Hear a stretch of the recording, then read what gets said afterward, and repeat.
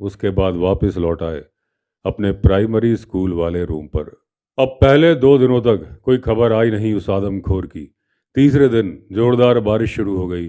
अब ठंड बहुत ज़्यादा बढ़ चुकी थी। अब जहाँ पर हम लोग थे वहाँ की ऊंचाई थी 5000 फीट अबव सी लेवल। हम कुछ कर नहीं सकते थे सिवाय कमरे के अंदर बंद रहने के। गांव वाले आ गए लकड़ी लेके, उन्होंने आग जलाई। हम लोग बैठकर बातें करने लगे। गांव वालों ने हमें एक कहानी सुनाई। वो कहानी कुछ इस तरह से है। एक आदमखोर उस इलाके में वारदात कर रहा था। महीना था मई का, मौसम था गर्म।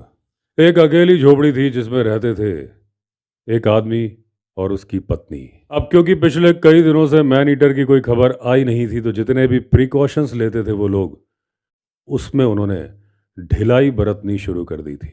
मौसम गर्म था। वो पति और पत्नी बाहर सोना चाहते थे, लेकिन फिर भी उनके मन में कुछ तो दहशत थी उस आदमखोर की। तो उन्होंने डिसाइड किया घर के अंदर सोएंगे लेकिन दरवाज़ा खुला रखेंगे।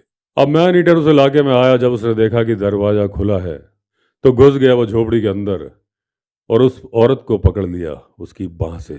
अब उस औरत ने बिल्कुल भी चिल्लाया नहीं, धीमे से अपने हस्बैंड से बोला कि मुझे आदमखोर लेके जा रहा है, घबराना नहीं, अपने दिमाग का इस्तेमाल करना। अब उस औरत ने कहा कि धीरे से कुल्हाड़ी लेके आओ। वो कुल्हाड़ी कहाँ रखी है ये भी उसने अपने पति को बताया।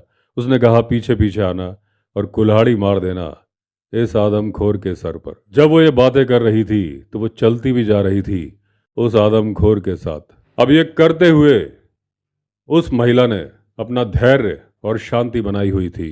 उसने अपने पति से कहा कि अच्छे से निशाना मारना, मैन ईटर के सर पर ही लगना चाहिए, कहीं ऐसा मत कर देना कि मेरा हाथ ही काट दो।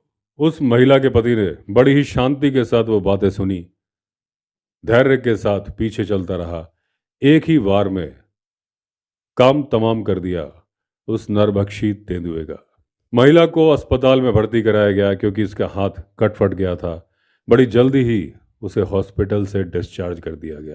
महिला को बहादुरी का अवार्ड दिया डीएम उत्तरकाशी ने, और ये घटना सच्ची थी इस बात को रिकन्फर्म किया डीएफओ ने भी। अब अगर पाठक आश्चर्यचकित हो रहे होंगे, वो जानना चाहते होंगे इस कहानी की सत्यता के बारे में, तो मैं उन्हें कुछ एक्सप्लेनेशन देना चाहता हूँ। अब जब उस महिला का हाथ आदमखोर ने पकड़ा और उसे खींचने की कोशिश की, बिना उसकी मेहनत किए वो महिला उसके साथ चल पड़ी, तो वो हाथ को मुंह में दबाए दबाए आगे चलता रहा। शायद उसे यह आभास हो गया था कि वो उस शिकार को खींच के लेके जा रहा है। अब पाठकों के